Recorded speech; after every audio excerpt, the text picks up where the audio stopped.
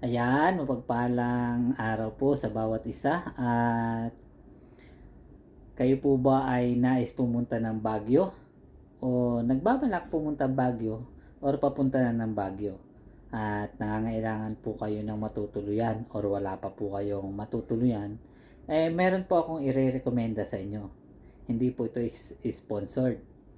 At ito po ay base lamang sa aming experience nung kami po ay nagbakasyon sa Baguio or nung kami po ay pumunta sa Baguio.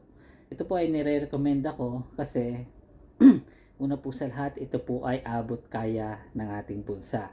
Bakit kamo? Kasi po 500 pesos per head per night lang po ito. And kung ikaw po ay nag-iisa, ay huwag ka naman po mag-alala, pwede rin po. At sa halaga pong 750 ay isang gabi ay meron ka na pong matutuluyan. At kung kayo naman po ay marami, pamilya, barkada, ay wala pong problema sapagkat kaya po nila kayong i-accommodate at sa halaga pa rin pong 500 bawat isa.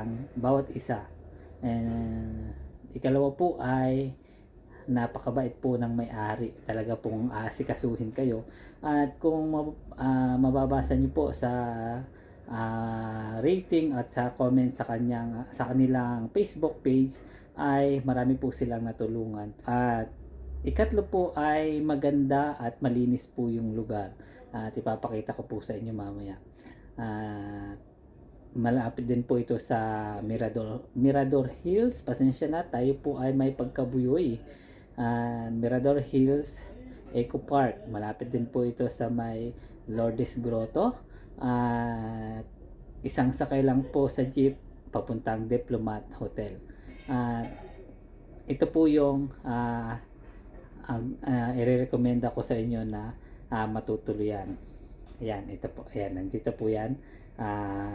Yours Transient House.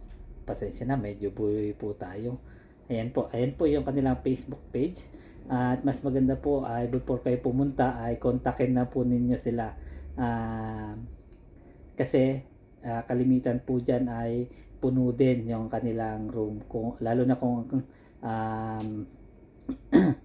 po kung weekends, holiday, at lalo na at pag mga walang pasok po. At ito din po yung kanilang lugar. Ito. Yan, ito po yung lugar nila. Ito po yung exact na lugar nila at sabihin nyo lang po sa taxi itong lugar nito. And po, ipapakita ko po sa inyo yung kabuuan ng bahay. Ito na po. Ito po yung kanilang kusina. Dahil takot tayo magutom, unahin natin ang kusina. Libre po yan lahat. Pwede po kayong magluto dyan. Wala po kayong babayaran. Yan, nagluto na nga si Mrs. At ito po yung kanilang ayan. Meron po siyang shower at meron na rin po siyang hot and cold. So wala po kayong aalalahanin na kayo po ay lalamigin. At para sa mga babae, meron na rin po siyang hair dryer.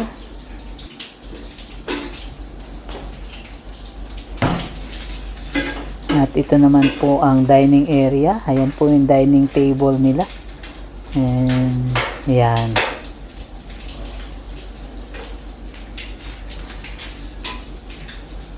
Tapos punta po tayo sa sala. Ayan, meron pala po ditong ref.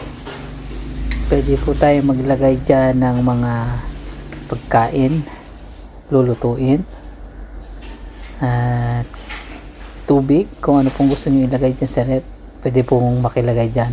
At ito po yung kanilang mini store. Kung mga kailangan yung lutuin, mga pagkain, ay meron po silang available na binibenta dyan.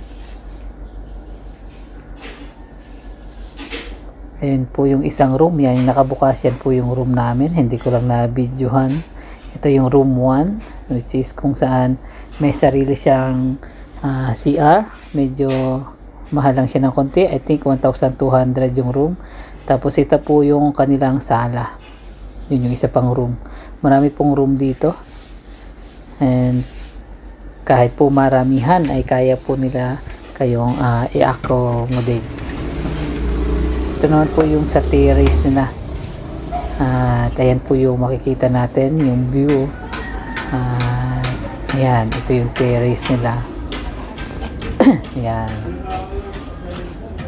Pwede rin po dito kayo kumain kung gusto nyo. Or yung para po sa mga naninigarilyo. Ayan, ito po yung terrace nila. Yan, yun yung makikita nyo. Extra pa po ako. Patunay na nanggaling po ako dyan.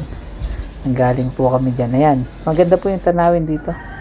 And lalo na kung mahilig ka mag sightseeing, may enjoy mo po yung mga ayang lugar na yan. Habang nagpapahinga, nagkakape, nagso-soft drinks, nagmimerienda, pwede ka po dyan mag-stay. At yan po yung mga makikita nyo, yung mga nagagandahang bahay o kung paano po nakatayo yung mga bahay sa gilid o sa mismong bundok. And maganda rin po dito kapag hapon kasi yung sunset is makikita mo, lalo na yung mga nature lover nga sabi nila. And maganda po, hindi lang ako nakapag-video dyan, hindi ako nakakuha kasi maaga pa lang is umaalis na kami rito at sinusulit po namin pamasyal sa Baguio. Ayan, and malapit din po ito sa sa Lourdes Grotto. Ayan, ito po yung isa sa room. Yan, kasya pa, pwede po sa apatan or pwede rin 5. Yan, ito po yung isang klase ng room.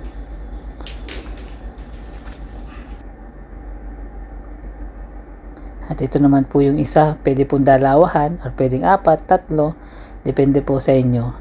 At ito po yung isa sa sinasabi ko kanina na may sariling CR. And I think 1,200 per night po dito, 2 tao na. At ito po yung paakyat. Meron pa rin po sila sa taas. Ayan. Sa taas po ay may sarili din silang, ayan. Ito yung dining area nila. Ayan. Yan, yun po yung lutuan sa loob. May sarili na rin silang kusina.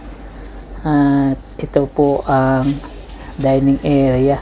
At meron po silang mini garden o maliit na garden. Yan sa may kanan po, nandyan yung malaking room nila na kasyang 10, pang pamilya po. Pwede po dito, pamilya, barkada, or pwede rin po ikaw ay nag-iisa. Ayan po yung mini garden nila. And kung ikaw po ay nag-iisa, ay I think 750 naman po. Kaya huwag kang malungkot kung single ka. Joke lang po. Yan, ito po yung kita rin yung view. Kung yung nakikita po kanina sa baba sa terrace, ito rin po yung nakikita rito sa taas. And malapit po ito sa Lourdes Grotto at malapit din po ito sa may Mirador Heritage o Eco Park. At ito naman po yung view niya kapag gabi.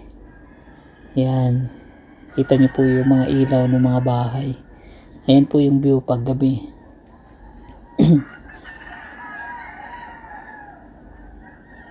And malapit din po pala ito sa may Diplomat Hotel. Mag-jeep ka lang. Lakad ka lang konti papunta sa sakay ng jeep, then mag-jeep ka lang sa halagang I think 13 lang is nandun ka na po sa Diplomat Hotel.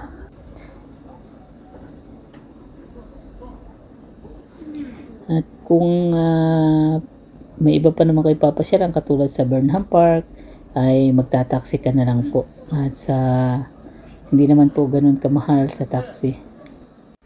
Ayun lamang po at maraming salamat po. God bless po sa bawat isa. Ingat po lagi.